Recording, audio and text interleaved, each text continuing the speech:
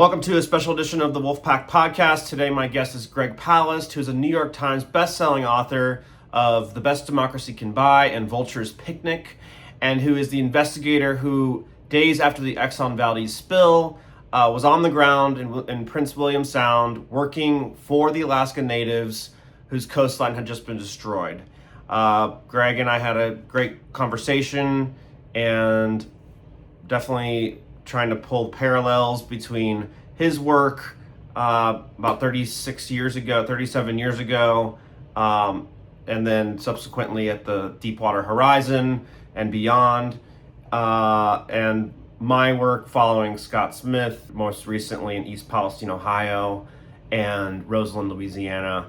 Roseland, where numbers are saying upwards of 13 million gallons of oil has been spilled from the Smitty's factory explosion that occurred last year, gushing through the river, the Tejepoa River, and literally through the air in a mushroom cloud across the entire region, people's backyard soil, and animals, wildlife, exposed humans, children, high levels of dioxins, and all sorts of dangerous chemicals at schools, playgrounds, pools, etc. So, this mosaic of disasters that I have witnessed, and I've been to about 30 disasters. Scott has been to 86 disasters in 20 years, and it is a mosaic of disasters is one big disaster. So, anyways, Greg is terrific journalist and character, and enjoy our conversation. How are you? Okay, good. Happy Father's Day. Happy Father's Day. Where are you right now? I'm in Austin, Texas. Okay. At my house. Yeah. I might be coming down to Texas in about a week after I do my Chicago thing, because we might film in Texas, including in Austin. So. Oh, terrific. Okay. Yeah. I'll let you know as soon as I know. Yes, absolutely. Yeah, Austin would love to have you. So how can I help you out? Well, yeah. First of all, thanks for coming. And Okay. yeah, I've been in the environmental documentary space for about 15 years, and going to disasters, oil spills, contamination events, following this gentleman named Scott Smith, who's a independent contamination tester. And yeah, so when Stephen mentioned you, I was like, oh, really got to talk to Greg, because you're kind of a legend in this space. Yeah. Well, I was my specialty. That's okay. Yeah, for a while. Yeah. So I mean, if you don't mind, I'd love to go back in time, March 1989, one month before I was born. Prince William Sound, the Exxon Valdez, a very famous oil spill. Yes. And the narrative that came out of that was that a drunken captain crashed skipper hits reef. Yeah. Right. And spilled 11 million gallons of crude oil, which resulted in killing thousands of creatures, wildlife, birds, otters, etc., contaminating thousands of miles of coastline. But you questioned that narrative. But first of all, you were boots on the ground. You got onto the ground. What did you experience when you got there? Let me explain. I was hired by the Chugach, Alaska natives, the Chugach Alaska Native Corporation. Actually, this is the tribe and its villages which own the shoreline, which today owns the shoreline of the Prince William Sound, about 1,200 miles of which was pretty much destroyed. And so I directed the investigation of fraud by the oil companies, and both Exxon, which had its name on the ship, which they realized they should never do again, so they changed it to the USS Raven, but the real villain, I think, was British Petroleum, which was in charge of preventing and cleaning up a spill. But so that story is never told. And I did a multi-volume investigation with a team of engineers and specialists. I spent an awful lot of time in the Prince William Sound, and then later, by the way, in the Arctic for Channel 4 and BBC television. And so I had a lot of experience up there, but especially the Exxon Valdez case was so the Exxon was very good at making the case that, oh, it's just a drunken skipper hits reef. That's their line over and over again. Now you imagine some drunk like at the wheel of a car going like this, and there's a crashing into reef. That's not even close to what actually happened. Not even close. First of all, and not that I give props to Captain Hazelwood, but he was downstairs asleep, sleeping off a drunk. So was his first mate. So was his second mate. It was the third mate which was in charge. But this is not about drinking. The number one issue is that the ship had a GPS on it at that time called the Raycast radar. That's not your Garmin GPS, which costs $100. We're talking about something which costs $10 to $20 million. The very first GPS, but tells you exactly where it is. But it's like those video games when you were a little kid. Things aren't that unsophisticated now, where you have a ship going through a channel and you're the little blue dot, and around it are all these islands, etc. Well, guess what? Exxon had turned off the radar, and this is very important. They had turned off the radar. And as a result, the third mate, who was not very experienced, did not realize he was heading right into Bly Reef. In fact, when I was at Bly Reef flying in on one of these little float planes after the spill, there's this huge giant tower with a blindingly bright light that goes round and round on Bly Island, I guess. And I said, oh, that must have been there. They must have put that in after the spill. And the native said, no, that's been here. That was here before the spill. They drove right into it. In fact, the natives were out on the beach, standing there to Teetlick Island, watching the ship come into their channel. And the out of Valdez, they were telling the third mate, your lighthouse is on your starboard. Well, he may have been the temporary ship's captain, but he didn't know his starboard from port. That meant that if the light was to his starboard, he was veering out of the channel. The natives thought, seeing this looming shadow coming towards them, must be some type of experiment by Exxon or British Petroleum to see if they could get through the Teetlick Straits. Well, no. It was not an experiment. Then it smashed right up on the Teetlick Island. Now, here's the thing. Now, we should have never heard about the Exxon Valdez because originally, British Petroleum, which is in charge of preventing spills and cleanup, they owned half of the pipeline system, the Alaska pipeline system at the time. They bought out Amoco and they bought half of the system. So it was British Petroleum which had signed off on papers with the consortium, which included Exxon. It was called Alyeska. They'd signed off on papers saying that they had massive amount of spill cleanup equipment right at Bly Island, where the ship hit right near the Teetlick village. In other words, it's like starting a fire in a dumpster in front of a fire station. It should have been put out in 2 minutes. But what if the fire station was a phantom? It was only existed on paper.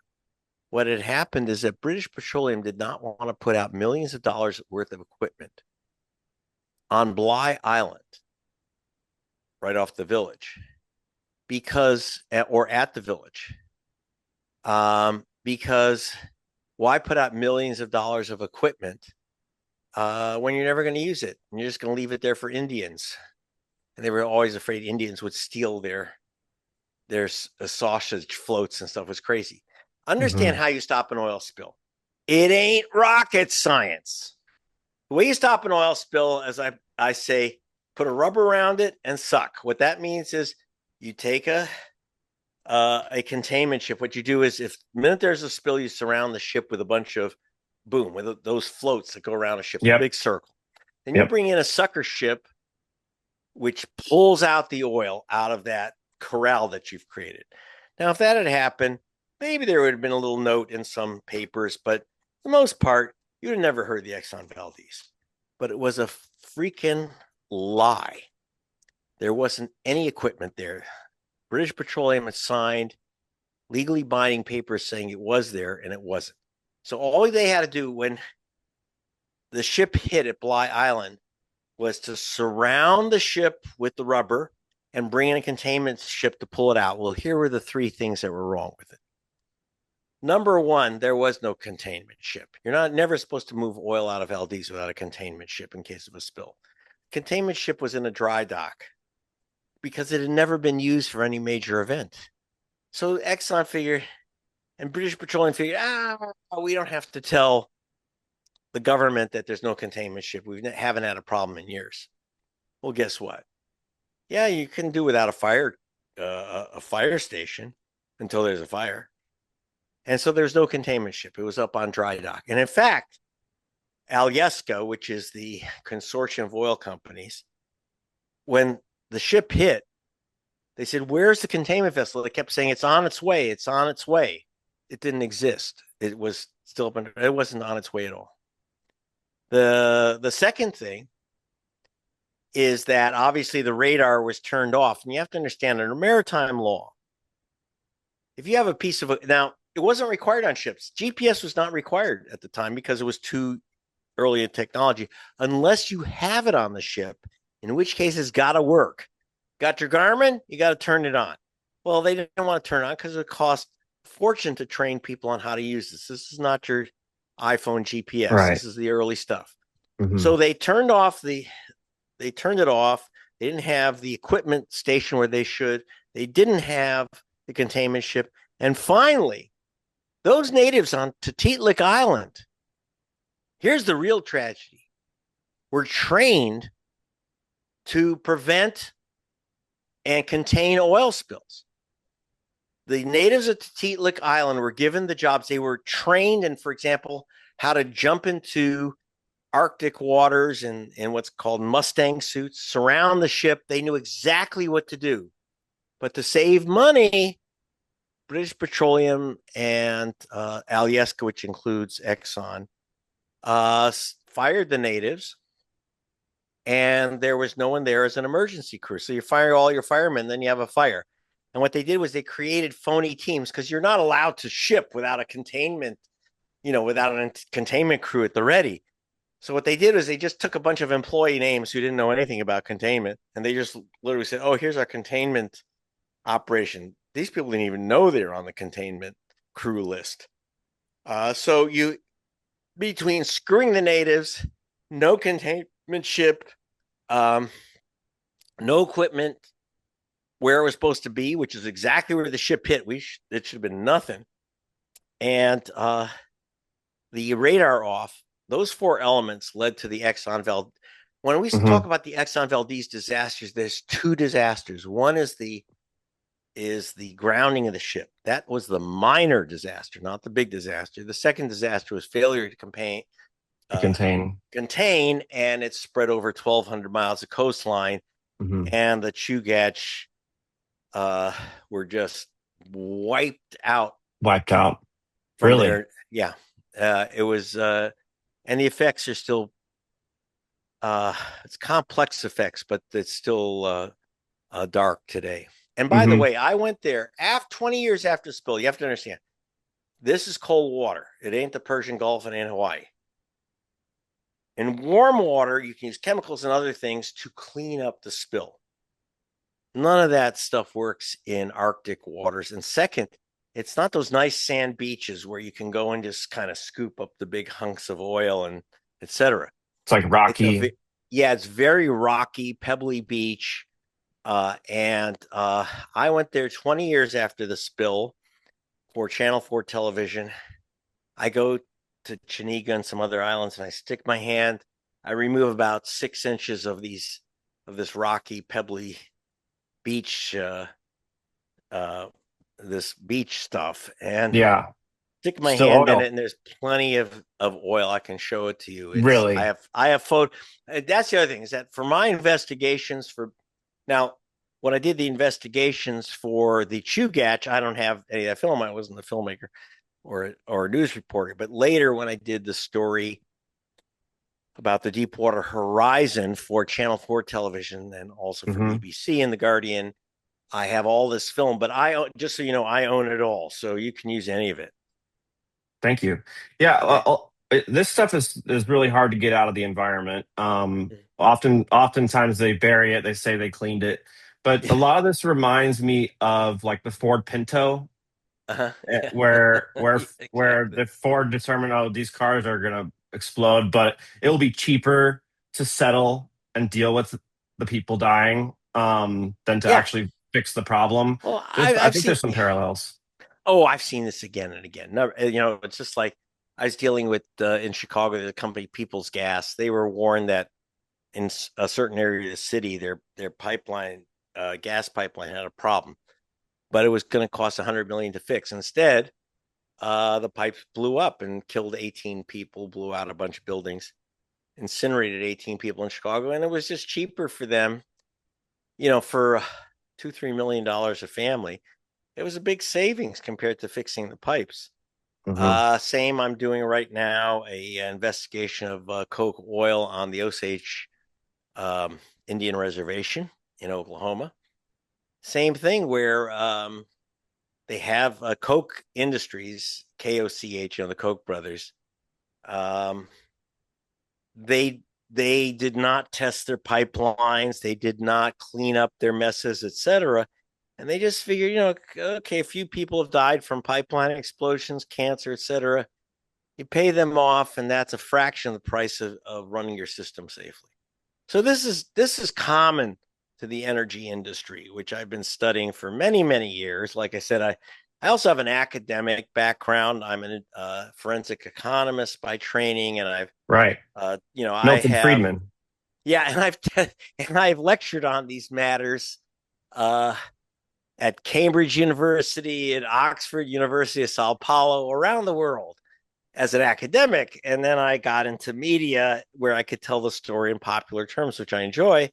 But it's been so understand. I also have an academic background on this. I had a big firm with engineers and everything else, and so I know these stories inside out. No, yeah, you are a wealth of knowledge in this space. And the natives, they sell the port rights or the port to for like $1 in return Yes, for all these promises. one of the heartbreaking stories here. Thank you for reminding me. Sometimes I don't remember my own stuff. One of the Yeah. heartbreaking stories. The Chugach natives of Alaska, they owned one of the most valuable pieces of property on this planet, the Port of Valdez, because it happened to be the only place in all of Alaska that was both an all-weather port and not near a fault line. Alaska has these massive earthquakes and tsunamis. So it's literally the only place in Alaska that they could have offloaded the North Slope oil. So you had the 800-mile Alaskan pipeline down to Valdez. Well, what became British Petroleum was and Humble Oil. Humble Oil became a division of Exxon. British Petroleum bought Amoco, American Oil Company. Amoco and what would be the Exxon subsidiary went to the natives and said, "Look, give up your claim to Valdez for $1, and we will give you jobs and development, etc. We'll make you the guys that we'll hire all of you to do the cleanup and the monitoring of the ships coming through. Also concern the natives. I mean, I talked to some of the chiefs at the villages, and some of them are pretty sophisticated. Like, for example, they said you have to have the most advanced radar. At that time was the Laurent C. So the natives put in their agreements that they had to have that new GPS operating. The natives are, don't think of the natives as just a bunch of guys in kayaks, but they had no power because their knowledge was a hell of a lot more than the guys in kayaks, but their power was primitive and they had nothing. And I read this almost verbatim notes from a meeting that they had about whether to take the $1. And their chief at the time said, how many of us live beyond 30? How many of us, there's no salmon on the drying racks. We have nothing. And we're going to fight Exxon. We're going to fight British Petroleum. Let's just take what we can get. But they thought at least they would get those jobs.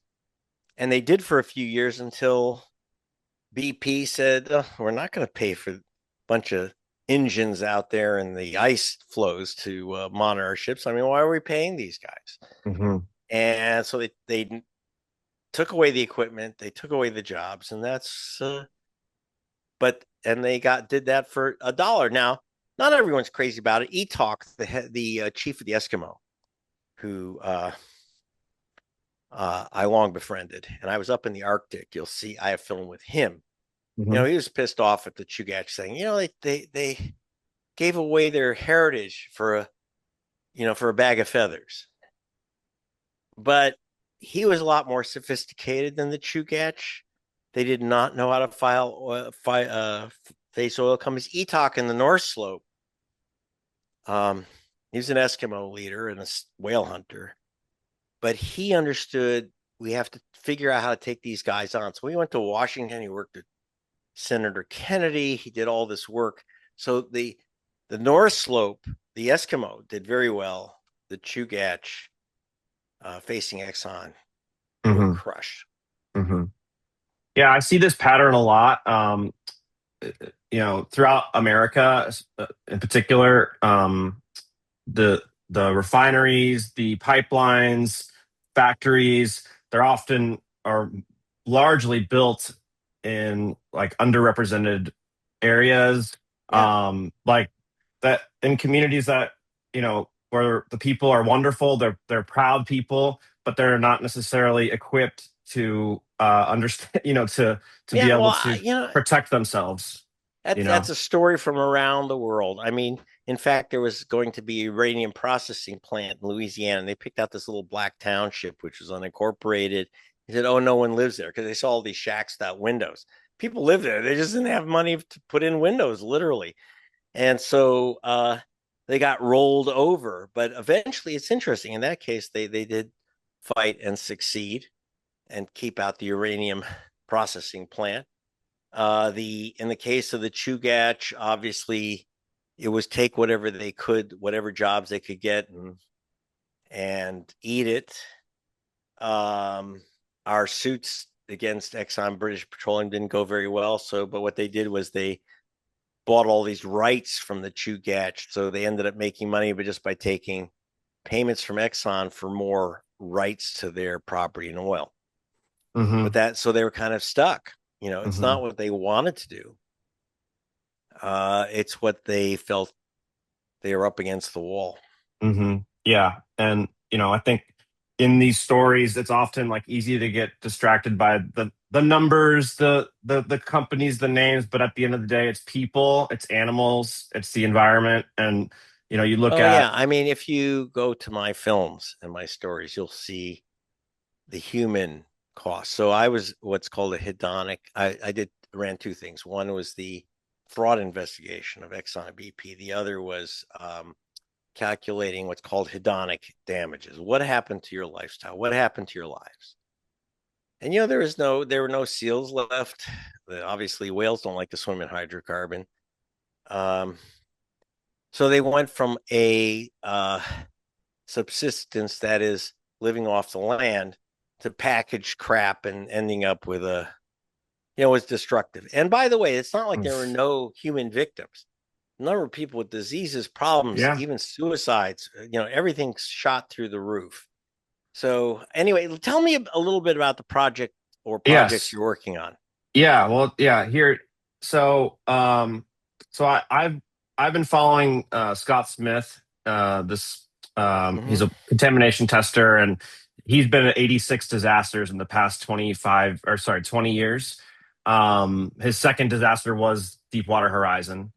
Uh-huh. And and over the course of his odyssey, he became obsessed with getting oil out of water, Hmm. and then became obsessed with testing water contamination or soil, um, and he's sort of become this wild guy who goes into communities that have been chemically impacted communities, and he has a variety of partners who support this work, and he tests people's yards, people's pools, people's soil and water and rivers, ponds, etc., and they collect that data, and hopefully to be used in litigation Yeah. to fight responsible parties. So that I've been spending a lot of time in Roseland, Louisiana, where last year, about almost exactly a year ago, Smitty's supply exploded. This petroleum product plant exploded and cast like a mushroom cloud over the whole region, and literally it was raining oil. It was raining. It like made white cows black. It filled pools. It was like a Stephen King science fiction catastrophe. And actually, over 13 million gallons, it's estimated now, Shit, that were was interesting. spilled, and it spilled all throughout the Tangipahoa River. And Hmm. actually, 13 million gallons is Exxon Valdez was 11 million gallons. Yeah, we So think. Yeah. we think, I mean, probably more. Just to put it into perspective, Yeah, that's a and lot. so I've been to Roseland and that surrounding area about 9 or 10 times. Scott's been more, and we've really what we do is we just embed with the residents, and we are constantly facing an EPA that's either not there or their Well, now footprint is especially, yeah. very, yeah, or very minimal, and Scott, has been in East Palestine uh, countless Yeah, times. I'm not sure, yeah. but his tests number in the hundreds, possibly thousands of tests, and they are often in contradiction with like official tests by the EPA or the responsible parties or ADQ. And and yeah, so he's sort of like on this sort of crusade to get truth to people and get them verifiable data that they can use to arm them to protect themselves and to use against responsible parties. Well, yeah. So that's the way to go now. Just so you know what resources I have, I did a film for Channel 4 Television Britain and Arte, the kind of PBS of Europe, called In Deep Water. It was the true story of the Deepwater Horizon. And that's where I go. It gets very complicated where, oh, not that complicated. The Deepwater Horizon exploded um, 17 months after they had a similar blowout in the Caspian Sea, but that was covered up. So when the Interior Department of the U.S. said, we don't, by the way, just so you know, the Interior Department said, no, you can't drill in deep water. BP does not know how to drill in 5,000 feet of water. We haven't figured that one out yet. And that's, well, we know what happens when you drill. But there was also using things like quickset cement, et cetera, like all these things that led to the first blowout. Now, to go back into the history of BP ignoring it, I didn't just go to the Gulf. I went to the Caspian Sea where they had the original blowout. Got arrested there, by the way, doing that story. And then I went to the Gulf and saw that story on the cleanup when they said, "Oh, Nate, the line from the oil company is always nature will clean things up." Yeah, bullshit. Nature doesn't like when you shit on it. Doesn't No, necessarily flush it away. right. And then I went actually up to the Arctic to say, look, after 20 years, you're still, well, first of all, at the Prince William Sound, you're still having the crap there. And then we went up to the Arctic, where the Eskimo were fighting offshore drilling on the slope of Alaska off of the Teetlik, which was the center of the Eskimo trading area. And so I have a lot of that film. Cool. And I also have things like, film from oil drilling by Chevron and Petroecuador in the Amazon. I've been out in Africa. I've done a lot of filming in this area. So I have that film if you want to use it, obviously Cool. with citation, but Of course. I'm happy Yeah. to make use of it. It's really important. Hmm. And I know certainly about the poisonous history of so-called remediation and Corexit, et cetera, which is basically taking the oil on the surface and sinking it, And which is sinking it. what it Yes. I've basically seen what it that. does. Yeah. And there's parts of the Gulf Coast which look like a freeway because it's all tar on the bottom because it just sunk the crap. Right. The other problem is that there was an assumption. Professor Rick Steiner at the University of Alaska, who I had with me on some of this discussion, some of this filming, what he discovered is that there's the BS line from the oil companies that all the oil stays on top and you just use Corexit, sink it to the bottom, you break it up or whatever, and then all these bacteria eat it up. It's a wonderful fairy tale. The Yeah. bacteria don't eat it up because, as Steiner figured out, the oil stays in the water column for like a mile down. Right. So you're all the way down. So you've got hydrocarbon throughout the waterway. And the interesting thing is that some of these hydrocarbons, as they get hit with corrosives and fall down or emulsify into the water, feed bacteria. And so you have these blooms, bacterial blooms, Goggle blooms. Yeah. algal blooms, and others. And what happens is you have fish drowning in water. This is the most Hmm. interesting theory I found. Fish can drown in water if there's no oxygen. Just like humans, you suck all the oxygen out of a room in a vacuum. You're Hmm. going to kill someone if they're inside that room. You need oxygen. So literally, the fish were starved of oxygen, and that's so. It's some very interesting stories. So any of my information, I'd be happy to send a bunch of stuff to you. What's your timing on this? On our documentary, I guess.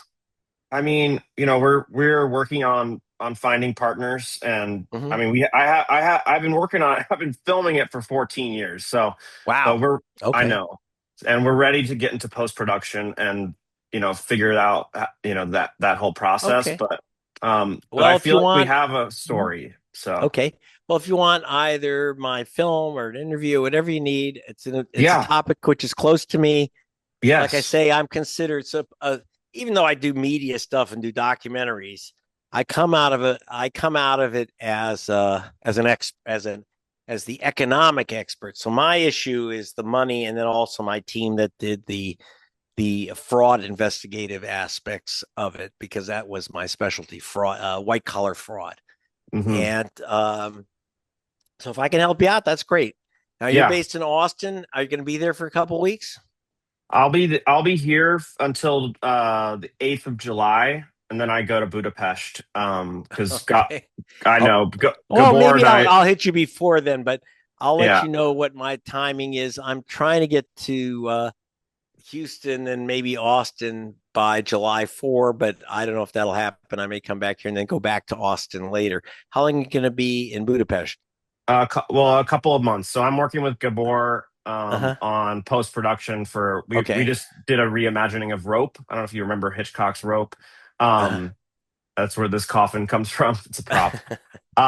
So we're editing that in Budapest, and that'll be till now you're making it as a documentary, or is that that's a or is that's it? a that's a narrative. It's But an air. this environmental thing is a documentary. Yeah. Oh, okay, great. I'm Well, doing that the I'm doing lots of different genres and okay in out of one mediums. topic. Okay, well that sounds great. So you got my phone number. You've got my setup. I'm happy to help you out. Thank If you you. want, to come out to LA or if you want me to get to Austin, I don't, that's a little. It might just be that it works out with my own timing. So I'm Yeah. glad to meet you. Any friend of Steve's is a friend of mine. Automatically, he's fucking fantastic guy to work with. So Yeah, he's terrific. And yeah. but yeah, there's so much more to talk to you about. We'll get to it later.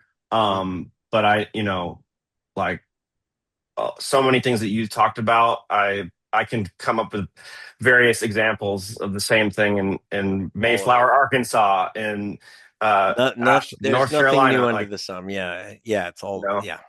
So So yeah, there's I'm a lot happy more to. to.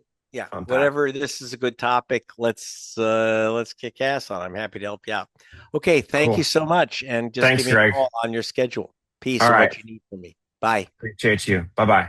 Well, there it is. Greg's a super cool guy. Hope you enjoyed the conversation. There's obviously so much more to unpack with him, and yeah, like my mind is bursting with ideas and parallels to different disasters and all that stuff. So yeah, please, if you enjoyed, like, subscribe and share, and yeah, stay tuned for more. The work is ongoing and evolving. Follow Scott Smith, Water Warrior 1 on Instagram.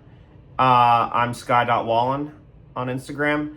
And definitely follow Scott on Facebook, Blue Shirt Justice League, for tons of updates and history on the many 86 disasters that he has been to, and